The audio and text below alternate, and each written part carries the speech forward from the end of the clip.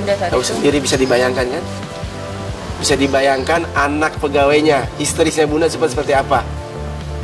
Yang dulu aja yang, pokoknya bunda kalau ada kekerasan anak atau perempuan, pasti yang terdepan.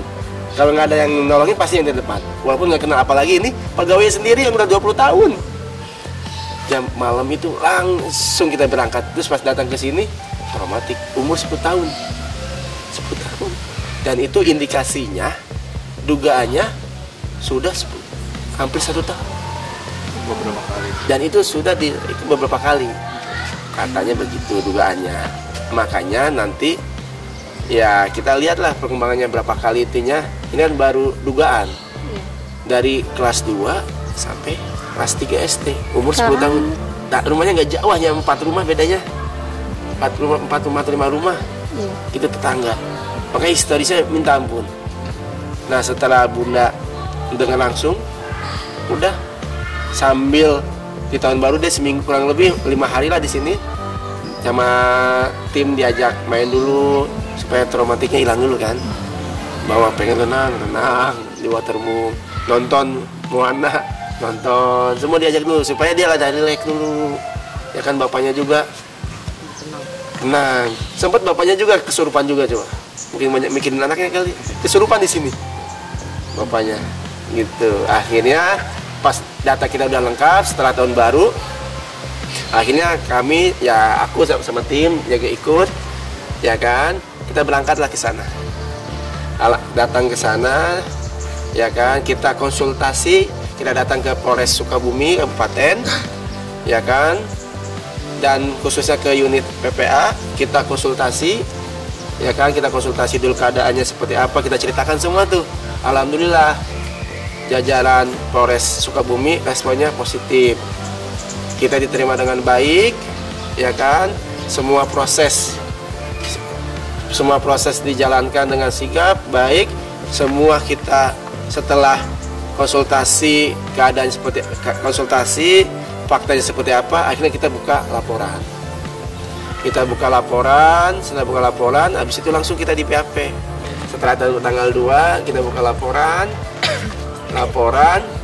terus si korban di ini juga ditanya, terus bapaknya, terus saksi-saksi yang pernah melihat semua diproses.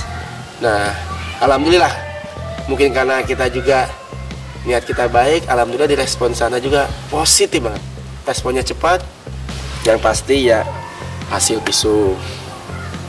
Yang kedua, kesaksian saksi yang pernah melihat. Tapi kalau misalnya butuh saksi lagi, nanti tambah lagi gimana kebutuhan penyelidikan kepolisian kan. Tapi unit PPA yang di Sukabumi, Polres Sukabumi, aku sih respect sama beliau karena tahu gitu ya. Sampai ketika orang tuanya menceritakan kejadian sampai nangis penyidiknya. Mungkin aku bilang, bang kenapa bang? Iya, saya punya anak juga umur 10 tahun. Karena ketika diceritakan, ya mungkin kalau diceritakan mbak juga tuh bisa ingetnya apa, anak kita yang perempuan, ya Allah. Nah, ketika kita tanya ke anaknya juga diancam, ada pengancaman. Jadi ya modus si pelaku ini dugaannya itu adalah si anak ini sering dikasih uang, kasih jajan, gitu modusnya, kasih jajan warung, habis itu dikasih uang. Nah, setelah dia ngasih itu baru diajaklah pengakuan dari anaknya. Kalau pengancamannya sendiri seperti apa tuh? Ya katanya sih ya, nanti keluarganya akan ada tindakan kekerasan sama uang yang pernah dia kasih harus dibalikin semua.